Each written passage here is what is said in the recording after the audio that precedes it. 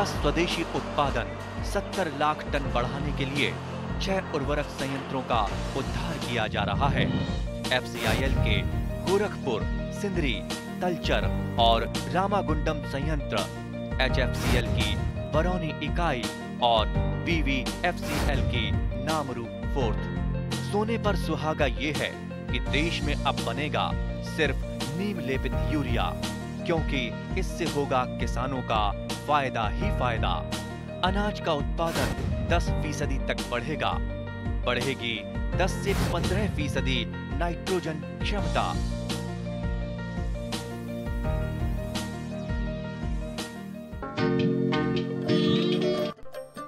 গোপামেখনৰ লাভৰ দিশটো কেইবাটাও কাৰকৰ ওপৰত নিৰ্ভৰ কৰে।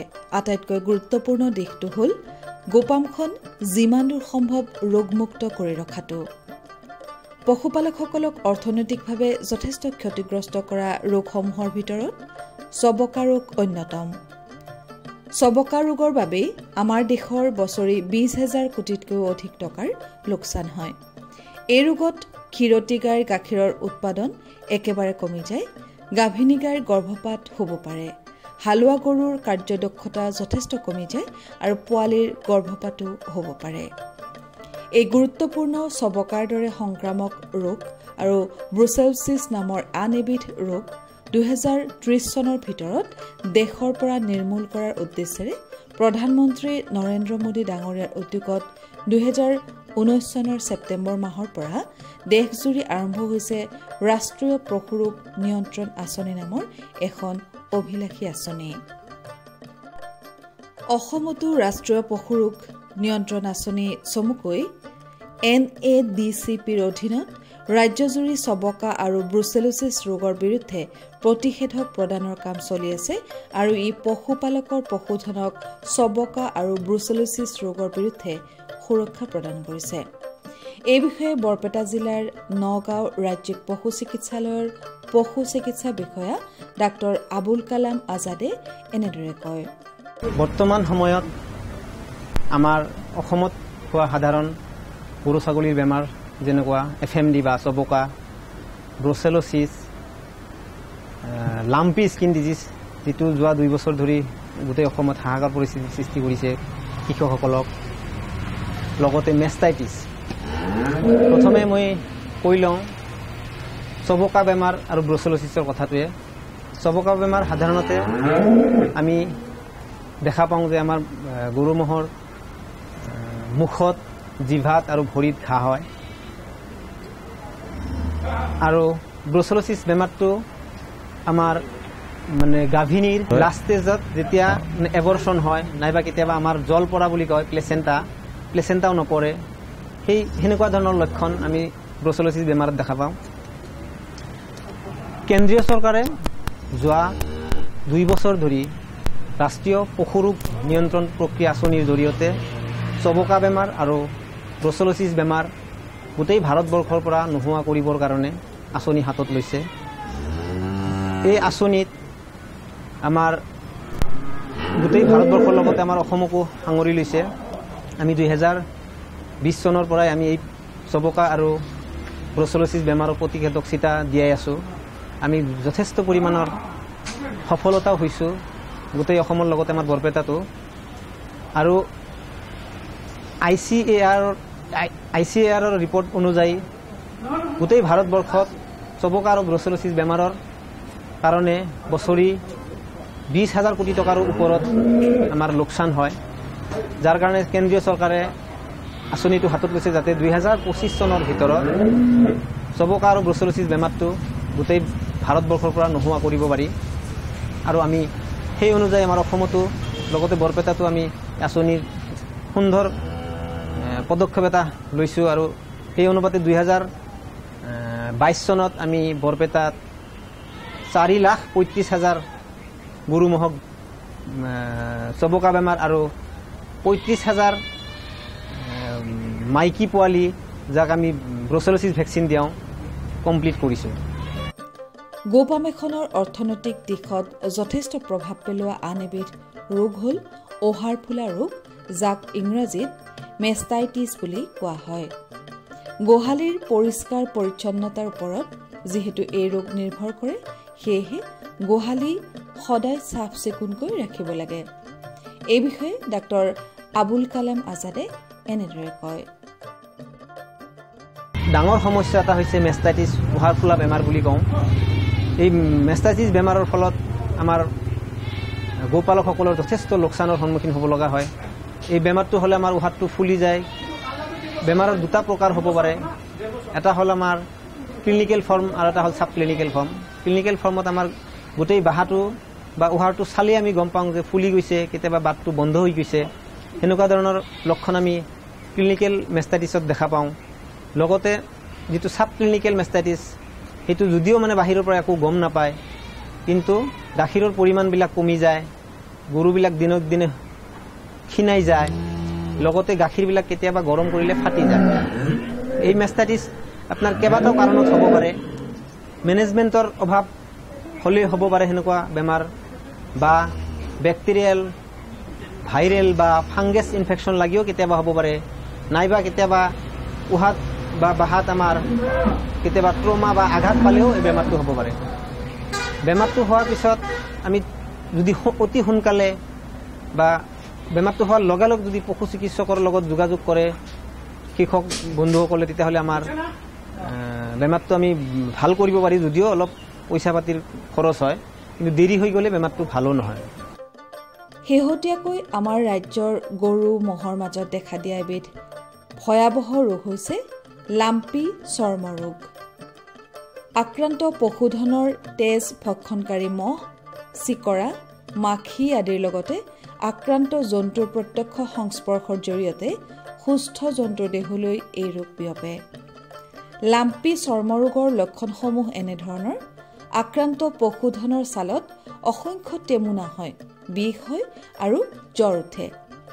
চকুপানীৰ লগতে নাকৰ পৰা শেঙুন ওলায় আৰু অতিমাত্ৰা লেলাৱতি নিঃসৰণ হয়। আক্ৰান্ত গ্ৰন্থিবোৰ ফুলি উঠে, ছালত দেখা দিয়া টেমুনাবোৰ পৰ্যায়ক্ৰমে ফাটি গৈ দ ঘাঁৰ সৃষ্টি কৰে। গলবিচনী, কান্ধ আদিত পানী জমা হয়। ক্ষীৰতী গাই, ম'হৰ গাখীৰৰ উৎপাদন যথেষ্ট কমি যায়। গাভিনী গাইৰ গৰ্ভপাত পৰ্যন্ত হ'ব পাৰে।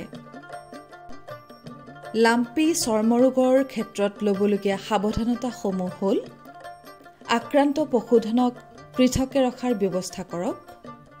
কোনো কাৰণতে মুকলি পথাৰত এৰি নিদিব। গোহালিত বীজাণুনাশক ছটিয়াওক। গোহালিৰ ভিতৰে বাহিৰে পানী, মলমূত্ৰ আদি জমা হৈ থাকিবলৈ নিদিব। পাম চৌহদত বাহিৰা ব্যক্তি অথবা আন জীৱ জন্তু প্ৰৱেশ কৰিবলৈ নিদিব।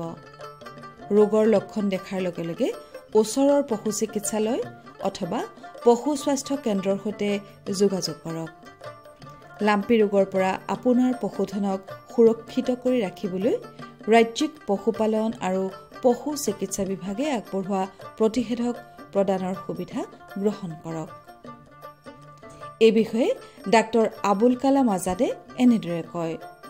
লাম্পি স্কিন ডিজিজ, যিটো আমাৰ যোৱা 2 বছৰ ধৰি গোটেই অসমত পশু গোপালকসকলক যথেষ্ট লোকচানৰ সন্মুখীন হ'বলগীয়া হৈছিল। এই বেমাৰটো হ'লে আমাৰ গৰু ম'হবিলাকৰ গাত মানে গুটি বেমাৰ হয়, এক প্ৰকাৰৰ পক্স বুলিয়ে ক'ব পাৰি। এই বেমাৰটো আমাৰ এক প্ৰকাৰ ভাইৰেল বেমাৰ। আপোনাৰ কেপ্ৰি পক্স ভাইৰাছৰ পৰা এই বেমাৰটো হয়। আমাৰ যোৱা বছৰৰ পৰা এই বেমাৰৰ কাৰণে আমাৰ চৰকাৰে, অসম চৰকাৰে ভেকচিন প্ৰস্তুত কৰাইছে। যদিও লাম্পি ডিজিজৰ স্কিনৰ বেমাৰৰ ভেকচিনটো নহয়েই, এই গট পক্স ভেকচিন, তথাপিও আমাৰ ই বহুত কামত দিয়ে। ইয়াৰ কাৰণে যোৱা বছৰ আমি বৰপেটা জিলাত ৩৬,০০০ৰ ওপৰত আমি গৰু ম'হক ভেকচিন কৰাইছোঁ লাম্পি স্কিন ডিজিজৰ। আৰু আমি একেবাৰে ছাকচেছ নোহোৱা বুলিও ক'ব নোৱাৰি। আমাৰ প্ৰায় 60-70% ভেকচিন কৰা এনিমেলবিলাকৰ এই বেমাৰটো হোৱা নাই। আৰু এই বেমাৰটো হোৱাৰ পাছত আমাৰ গৰুবিলাকক, যিবিলাক গৰুৰ বেমাৰটো হয়, বেমাৰটো আমি বেমাৰী গৰুবিলাকক আমি ছেপাৰেটকৈ ৰাখিব লাগে, যাতে বেলেগ গৰুবিলাকৰ দেহাটো বিয়পি নাযায়। কাৰণ এই বেমাৰটো বিয়পি আপোনাৰ মহ বা উকনিবিলাকৰ থ্ৰুদি এটা গৰুৰ পৰা বেলেগ এটা গৰুক লৈ যায়। থোৰতে ক'বলৈ গ'লে আপোনাৰ গোপামখন ৰোগমুক্ত কৰি ৰাখিবলৈ হ'লে গোহালিৰ পৰিষ্কাৰ পৰিচ্ছন্নতাত গুৰুত্ব দিয়ক। পৰিমিত তথা সুষম খাদ্য আৰু বিশুদ্ধ খোৱা পানী যোগান ধৰক। গোহালিৰ জৈৱ সুৰক্ষা কটকটীয়া কৰক। গোহালিৰ জাবৰ জোঁথৰ আৰু গোবৰ গোহালিৰ ওচৰতে দম কৰি নাৰাখি কিছু দূৰত গাঁত খান্দি জমা কৰক। সময়ে সময়ে গোহালিৰ মজিয়া কাপোৰ ধোৱা ছ'ডা পানীৰে ধুৱক। গোহালিৰ বাহিৰৰ চাৰিওকাষে চূণৰ গুৰি ছটিয়াওক। গোহালিত ব্যৱহৃত বাচন বৰ্তন পৰিষ্কাৰ পানীৰে ভালদৰে ধুব লাগে। সময়মতে পেলুৰ দৰৱ খুৱাওক আৰু প্ৰতিষেধক প্ৰদান কৰক। এই ব্যৱস্থাসমূহ গ্ৰহণ কৰিলে আপোনাৰ গোপামখন বেমাৰ আজাৰৰ পৰা মুক্ত হৈ থকাটো নিশ্চিত। কৃষি দৰ্শনত এইবাৰ লগ পাওঁ আহক বৰপেটাৰ গাজিয়াৰ আন এগৰাকী সফল গোপালক কুলেন পাটোৱাৰীক। 2002 চনত মাত্ৰ এজনী থলুৱা গাইৰে গোপালন আৰম্ভ কৰা শ্ৰী পাটোৱাৰীয়ে ৰাজ্যিক পশুপালন আৰু পশু চিকিৎসা বিভাগৰ কৃত্ৰিম প্ৰজনন প্ৰযুক্তিৰ সহায় লৈ গোটেই জাকটোকেই বৰ্ণশংকৰ গাইৰ জাকলৈ ৰূপান্তৰিত কৰিলে। বৰ্তমান শ্ৰী পাটোৱাৰীৰ গোপামত দৈনিক 80ৰ পৰা 85 লিটাৰ গাখীৰৰ উৎপাদন হয়। আমি যে এই গোপামখন দেখিছোঁ ধৰক, আপুনি কেতিয়াৰ পৰা আৰম্ভ কৰিছিলে? সেইটো তাৰমানে একেবাৰে আগত 2002তে এটা মই লোকেল গৰু কিনিছিলোঁ। তাৰ পৰা ক্ৰছ কৰিলোঁ। ক্ৰছ কৰি এটা দুটাকৈ এনেকৈ চেউৰি পালোঁ। এই এনেকুৱাকৈ কৰিলোঁ। ফাৰ্ম ঘৰটো বান্ধিবাৰ 2017ত বান্ধিলোঁ। মাজতে বহুত সময় গেপ হৈছে। 2017ৰ পৰা এনেকৈ কৰি আছোঁ। মই হায়াৰ ছেকেণ্ডেৰী পাছ কৰি চাকৰি বাকৰিও বিচাৰিলোঁ, ITIও কৰিলোঁ, এপ্ৰেণ্টিচিপো কৰিলোঁ অইল ইণ্ডিয়া লিমিটেড দুলীয়াজানত। চাকৰি নহয় মনে মনে এই কামটো কৰিম বুলি তাৰমানে ভাবি আছিলোঁ। চাকৰি যেতিয়া নহ'ল এই কামটো কৰিম বুলি ভাবিলোঁ। তাৰপিছত এনেকৈ লাহে লাহে কৰোঁতে 2017ত এইখিনি কৰি এতিয়া এনেকৈ কৰাৰ পৰা গৰু অলপ মোৰ বঢ়াবৰ সুবিধা হৈছে। আৰু অলপ যদি ঘৰটো ডাঙৰ হ'লা হয় আৰু অলপ বেছি গৰু হ'লা হয়। এতিয়া আপোনাৰ কিমান গৰু আছে বা দৈনিক গাখীৰৰ উৎপাদন কিমান হয়? দৈনিক মোৰ এতিয়া অলপ কম। আগতে 80-85 লিটাৰ হৈছিল। আৰু এই গাখীৰখিনি ক'ত বিক্ৰী কৰে আপোনালোকে? এই গাখীৰখিনি আমাৰ ইয়াৰ পৰাই নিয়ে এতিয়া। আৰু যোৱাকালিৰ পৰা মই পুৰবিত তাৰমানে এংগেজ হৈছোঁ। গোটেইখিনি গাখীৰে দিয়ে নে? গোটেইখিনি নহয়, অলপ এতিয়া দি আছোঁ। পিছত লাহে লাহে যদি চেণ্টাৰটো চলে তেনেহ'লে গোটেইখিনি দিয়াৰো এটা সাহস কৰিব পাৰিম। সেইটো বস্তুটো চলিব লাগিবতো। হয়, আৰু মাহে ধৰক 3বাৰ মানে 10 দিনৰ মূৰে মূৰে তেওঁলোকৰ পইচাটো আদায় পায় নেকি? আমি এতিয়া পইচা পোৱা নাই, আজি 2 দিনহে হ'ল। হয়, আৰু আপুনি দামটো কেনেকুৱা পাইছে? ফেট আৰু SNF পাৰ্চেণ্টেজ চাই পেলাই দিয়ে? যোৱাকালিৰ আবেলিটো 60 মাৰিছে, 60 টকা। আৰু আজি ৰাতিপুৱাটো 50 মাৰিছে। ভালে আছে। যোৱাকালি ৰাতিপুৱাটো ৰিজাল্ট এতিয়াও ওলোৱা নাই। যদি 50 টকা বা 60 টকা ধৰক গড়ে 55 টকা, মানে 50 টকাৰ ওপৰত থাকিলে মোটামুটি ঠিকে আছে বুলি ক'ব পাৰি। 55-60 টকা পালে মোটামুটি চলিব পাৰি। আৰু পুৰবীক আপুনি নিজাকে দিব নহয় জানো? যদি সমবায় সমিতিৰ জৰিয়তে দিয়ে তেতিয়াহ'লে চাগে সেইখন সমবায় সমিতিয়ে। হয়, সমবায় সমিতিয়ে, তাতে ময়ো সদস্য হ'লোঁ। হয়, তেতিয়াহ'লে 5 টকাকৈ আকৌ ৰাজ সাহায্যও পাব আপুনি প্ৰতি লিটাৰত। সেইটো তেওঁলোকৰ সাহায্য যিটো পায় 3 মাহৰ মূৰত বোলে এটা দিয়ে। আৰু বছৰতো এটা দিয়ে। 3 মাহৰ মূৰে মূৰে দিয়ে থাকে আৰু বছৰতো দিয়ে। গড়ে যদি 55 টকাকৈ আপুনি ইয়াৰ পৰা পায় আৰু 5 টকাকৈ যদি ৰাজ সাহায্য পায়, মানে মোটামুটি আপোনাৰ 60 টকা লিটাৰত পাব। আৰু 60-62 টকা এনে। আৰু গাখীৰৰ কোৱালিটিটো সেইটো আমাৰ ওপৰত কথা, কোৱালিটি কিমান উন্নত কৰিব পাৰি।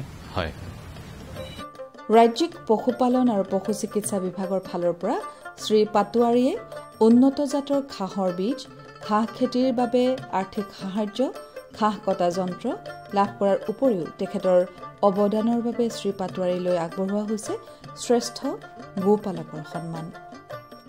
আৰু আপুনি যিখন ধৰক আমাৰ ইয়াতে জিলা পশুপালন আৰু পশু চিকিৎসা বিষয়াৰ কাৰ্যালয় আছে বা পশু চিকিৎসালয় আছে, এই পশুপালন আৰু পশু চিকিৎসা বিভাগৰ পৰা আপুনি কেনেধৰণৰ সহায় সহযোগিতা পাইছে? বিভাগৰ পৰা ৰাজহুৱাভাৱে যিখিনি আহে ৰাইজেও পায় ময়ো পাওঁ যেনে নেপিয়াৰ ঘাঁহৰ নামত 4,000 টকা আছিল আজি 3-4 বছৰমান হ'ল বোধহয় হয় সেইটো পইচাটো মই পাইছোঁ আৰু বিধান আহিলে বীজ আহিলে ঘাঁহৰ বীজ আহিলে সেইটো ছাৰে মোক দিয়ে উন্নত জাতৰ ঘাঁহৰ বীজ উন্নত জাতৰ ঘাঁহৰ বীজ যিটো আহে সেইখিনি দি দিয়ে আৰু আপুনি ঘাঁহৰ খেতি কৰে ন ঘাঁহৰ খেতি কৰোঁ কিমান মান মাটিত কৰে 4 বিঘামান মাটিত কৰোঁ আপুনিতো নেপিয়াৰ গিনি যিখিনি মানে বহুবৰ্ষীয় ঘাঁহ ধৰক তেনেকুৱা ঘাঁহৰ খেতিও কৰে আৰু যিখিনি মানে ঋতুকালীন ধৰক ঋতুকালীন সেইটো কৰা হয় বেছিকে আমাৰ ইয়াতে যিহেতুকে বানপানী হয় বেছিকে হয় কিন্তু নেপিয়াৰৰ বিধানটো মই বনাইছোঁ হয় নেপিয়াৰখিনিও লগাম লাহে লাহে মানে আপোনাৰ নিজা ঘাঁহেৰে জোৰে নে আপোনাৰ নজোৰে ঘাঁহ আৰু কিনিব লাগে গৰু বেছি হ'লে কিনিব লাগে আৰু খেতটোও কিনিব লাগে দৈনিক আপোনাৰ গড়ে এতিয়া কিমান মান হৈ আছে গাখীৰৰ উৎপাদন এতিয়া 55-60 লিটাৰমান হৈ আছে আৰু আপুনি এতিয়ালৈকে কেঁচা গাখীৰে বিক্ৰী কৰি আছে ন দৈ ক্ৰীম নাই সেইবিলাক নাই ভৱিষ্যতে ভাবিছে নেকি আপুনি কৰিম ভৱিষ্যতে গাখীৰ বিক্ৰী হয় যদি নহয় অসুবিধা হয় তেনেহ'লে কৰিব লাগিব আৰু যদি বিক্ৰী হৈ থাকে ভবা নাই বিক্ৰী হৈ থাকে সেইবিলাক আৰু ভবা নাই আজি কুলেন পাটোৱাৰীৰ দৰে প্ৰগতিশীল সফল গোপালকে আন বহুজনকে অনুপ্ৰাণিত কৰিছে গোপালনৰ জৰিয়তে স্বাৱলম্বনৰ বাটত খোজ দিবলৈ এবাৰ গাহৰি পোৱালিৰ যতন আৰু প্ৰতিপালন সম্পৰ্কে কিছু কথা জানো আহক মৰিগাঁও জিলাৰ মৈৰাবাৰী কি ভিলেজ চেণ্টাৰৰ পশু চিকিৎসা বিষয়া ডাক্তৰ প্ৰদীপ পাঠকৰ পৰা গাহৰিবিলাক খুব প্ৰলিফেৰিক হয় তাৰমানে এটা গাহৰিয়ে মিনিমাম 8টাৰ পৰা 16টা মানলৈ খুব কমন এইখিনি পোৱালি দিয়ে প্ৰথম অৱস্থাত হয়তো কম দিয়ে 8টামান দিয়ে লাহে লাহে যেতিয়া বয়স হয় 2-3 বাৰ দিয়ে 12টা 14টা 16টা এইখিনি ভিতৰত পোৱালি জগায় এতিয়া কথা হ'ল কি যে যিহেতু মাকজনীয়ে 14-15টা বাচ্চা দিয়ে গাহৰিৰ গাখীৰটো তাৰমানে আমাৰ গৰু গাখীৰ বা বেলেগ গাখীৰত কৰি অলপমান এই পাতল হয় তাৰমানে আইৰণটো অলপ পৰিমাণটো কম থাকে সেইকাৰণে বাচ্চা বহুত থাকে আৰু যদি বাচ্চা বহুত থাকে উপযুক্ত পৰিমাণে কেতিয়াবা কিছুমানে গাখীৰো খাব নাপায় কেতিয়াবা আহাৰত হয়তো প্ৰব্লেমো হৈ থাকে যাই নহওক এটা ভিটামিন ডেফিচিয়েঞ্চি হয় মেইনলি আইৰণ ডেফিচিয়েঞ্চি গাহৰিটোৰ আমি যিটো নেকি পিগলেট এনিমিয়া বুলি কওঁ সেইটো খুব সঘনাই হয় আৰু সেইটো বস্তুৰ পৰা আমি পোৱালিবিলাক বচাবলৈ হ'লে মাকৰ যিখিনি গাখীৰ পাবই কিন্তু আমি এসপ্তাহৰ ভিতৰত যদি পোৱালিবিলাকক যদি আমি আইৰণ ইনজেকশ্যন দিয়া যায় তেতিয়াহ'লে আমি পোৱালিবিলাকক আইৰণ মানে এনিমিয়াৰ পৰা বচাব পাৰোঁ আৰু এইটো আমাৰ মানে প্ৰথম মানে সাৱধানৰ ভিতৰত এইটো প্ৰথম ল'বলগীয়া হয় যাতে আমি পিগলেট এনিমিয়াৰ পৰা পোৱালিখিনিক বচাব পাৰোঁ এতিয়া কথা হ'ল কি যিখিনি পোৱালি আমাৰ হ'ল আমি আইৰণ ডেফিচিয়েঞ্চিৰ পৰা ইহঁতক ছাপ'জ বচালোঁ এইটো কৰা হ'ল চাফ চিকুণতাটো খুব দৰকাৰী আৰু গাহৰি মানে পোৱালিবিলাকক কি হয় মাকৰ পৰা আঁতৰাই ৰাখিব লাগে সকলো সময়তে মানে পোৱালিবিলাক মাকৰ লগত ৰাখিব নালাগে কেতিয়াবা মাকজনী শুই দিলে পোৱালিবিলাক তলত পৰি চেপেটা লাগি মৰি থাকে আমি সেইটো বস্তু খুব কমন দেখা পাইছোঁ যদি চাইণ্টিফিকেলি কৰা যায় মাকজনীৰ ছাইডত আৰু আছুতীয়াকৈ এটা গড়াল ৰাখি পোৱালিবিলাক ৰাখিব লাগে টাইম টু টাইম এৰি দিব লাগে যাতে তেওঁলোকে গাখীৰ খাই এগেইন আহি নিজৰ জেগাত থাকিব পাৰে সেইটো এটা কথা আৰু গোটেইকেইটা পোৱালিয়ে তাৰমানে গাহৰি আপুনি চাব যে 10টাই ছাপ'জ পোৱালি হ'ল 6টামান তাৰমানে অলপ ডাঙৰ ছাইজত থাকে আৰু 3-4টামান অলপ সৰু ছাইজত থাকে গতিকে সৰুকেইটাক আপুনি এক্সট্ৰাকৈ সিহঁতৰ লগত থাকি পেলাই যাতে সিহঁতে উপযুক্ত পৰিমাণে গাখীৰ খাব পাৰে সেই সুবিধাটো তাৰমানে আমি অনাৰে ফাৰ্মাৰে কৰি দিয়াটো উচিত যাতে প্ৰত্যেকে সমানে খাব পাৰে আৰু ইনজেকশ্যনটো যিটো কথা ক'লোঁ সেইটো আপুনি আইৰণ ইনজেকশ্যনো দিব পাৰে আৰু আমি কেতিয়াবা অৰেলো দি দিওঁ আৰু মাকটোকো সেই সময়ত আমি কিছুমান ভিটামিন দিব লাগে যাতে গাখীৰটো ছাফিচিয়েণ্ট প্ৰডাকশ্যন হয় এইখিনি কৰিলে আমি মাক আৰু পোৱালিকেইটাৰ আৰম্ভণি এইখিনি কৰা গ'ল এতিয়া আমাৰ যদি এটা গাহৰিয়ে যিকেইটা পোৱালি দিয়ে ডাঙৰ কেইটামানতো থাকিব সেইকেইটা নিজে আহি ধুনীয়াকৈ খায় আৰু সৰু পোৱালিকেইটাক আমি যত্ন ল'ব লাগে যিখিনি বুকুৰ ছাইডৰ মানে নিপুলকেইটা থাকে তাত লগাই দিব লাগে কাৰণ সন্মুখৰ কেইটাত তাৰমানে গাখীৰ অলপ বেছিকৈ পোৱা যায় আৰু সদায় এটা প্ৰতিযোগিতা টাইপৰ চলে বাচ্চাকেইটাৰ ভিতৰতে যে ডাঙৰবিলাকে দৌৰি আহি সেই ভাল নিপুলকেইটা লয় য'ত গাখীৰ বেছিকৈ পায় আৰু দুৰ্বলকেইটা সদায় আঁতৰি থাকে খাবই নাপায় আৰু কেতিয়াবা আমি যেতিয়া গাহৰি কিনো তেতিয়াই চিলেকশ্যন একচুৱেলি কৰিব লাগে যে কেইযোৰা নিপুল আছে মাকজনীৰ কেতিয়াবা দেখা হ'ব যে 3টামান পেয়াৰ থকাৰ পিছতে নাই ছাপ'জ আমাৰ পোৱালি 10টা দিলে ছাপ'জ খাব পাব 3টা পেয়াৰ আছে 3টা পেয়াৰ মানে 6টা নিপুলহে পালে তো বাকী 4টা মানে গাখীৰে খাব নাপায় এনেকুৱাও কণ্ডিশ্যন হয় গতিকে মাকজনী যেতিয়া আমি পোৱালি যেতিয়া আমি এইটো কিনো তেতিয়াই একচুৱেলি চিলেকশ্যন কৰিব লাগে। চিলেকশ্যন কৰোঁতে নিপুলকেইটা তেতিয়াই বাছি আনিব লাগে। প্ৰথম কথা, যেতিয়া এইটো পোৱালি হ'ব তেতিয়া যদি চাফিচিয়েণ্ট আপোনাৰ নিপুল পোৱা যায় মাকজনীৰ পেটত, তেতিয়া আপুনি এই বস্তুটো চাই পেলাই পোৱালিকেইটাক দিলে নিশ্চয় প্ৰত্যেকে সমানে গাখীৰ পাব আৰু এই অসুবিধাবোৰ ইয়াৰ পৰা আমি তেতিয়া বচাব পাৰিম। সেইটো কথা। এতিয়া ধৰি ল'লোঁ, এতিয়া আপোনাৰ ধৰক আমি এসপ্তাহটো আমি আইৰণ এইখিনি কৰিলোঁ, যত্ন লৈ ল'লোঁ, গাখীৰবিলাক ধুনীয়াকৈ খোৱালোঁ। এইটো কৰিলে এটাও আপুনি দেখিব যে যদি ছেপাৰেটকৈ মাকৰ পৰা আইচলেট কৰা যায়, উইক এনিমেলখিনি যদি এক্সট্ৰা নাৰিছমেণ্ট এটা দিয়া যায়, তেতিয়াহ'লে এটাও মৃত্যু নপৰে। এতিয়া কথা হ'ল কি, আৰু এগেইন আমি 20 দিন বয়স হ'লে প্ৰত্যেককে আমি ডিৱৰ্মিং কৰিব লাগে, কাৰণ গাহৰিৰ ৱৰ্মছ প্ৰব্লেমটো বহুত হয়। আৰু ৱৰ্মছ হ'লে যদি আপোনাৰ যদি এনিমি আগৰে আছে আৰু যদি ৱৰ্মছ হয়, তেতিয়াহ'লে সেইটো ছাৰ্ভাইভ কৰাটো দিগদাৰ হয়। ডায়েৰিয়া প্ৰব্লেম আহি যাব, কিছুমান হজমটো নহ'ব, আৰু ইহঁতে ধৰক চেলেকি থাকে কিবা কিবি, যদি ফাৰ্মখন সিমান চাফা নহয় তেতিয়াতো ডায়েৰিয়া প্ৰব্লেমটো আহি যায়।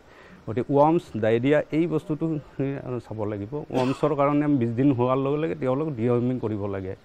আৰু মাকৰ গাখীৰটো আমি এৰাব নালাগে, সিহঁতৰ মিনিমাম 30 দিন 35 দিনটো মাকৰ গাখীৰটো দিবই লাগে।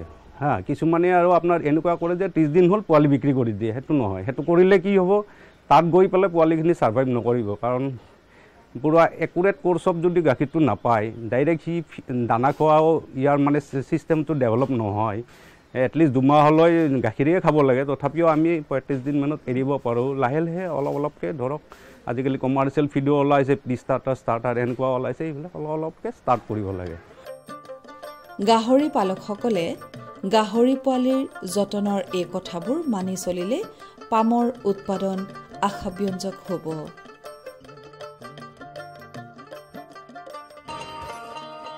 किसान भाइयों गांठ बांध लो, गांठ बांध लो, बहुत है काम की, समृद्धि के पैगाम की। मिट्टी के मिजाज को समझो, मिट्टी के हर राज को समझो, मिट्टी की तुम जांच कराओ, मुफ्त सॉइल हेल्थ कार्ड ले जाओ। कभी मुनासिब बीज लगाओ, सही किस्म की खाद ले आओ, जितनी जरूरी उतनी डालो, सही मात्रा खुद पहचानो, इसको अपना मंत्र बना लो, मिट्टी की सेहत तो जानो। बात बहुत है काम की, कम लागत अधिक वरदान की। किसान भाइयों गांठ बांध लो, आज ही मिट्टी की जांच कराएं। राज्य सरकार के कृषि अधिकारी से संपर्क करें और मुफ्त में सॉइल हेल्थ कार्ड पाएं। कृषि और किसान कल्याण मंत्रालय द्वारा किसान हित में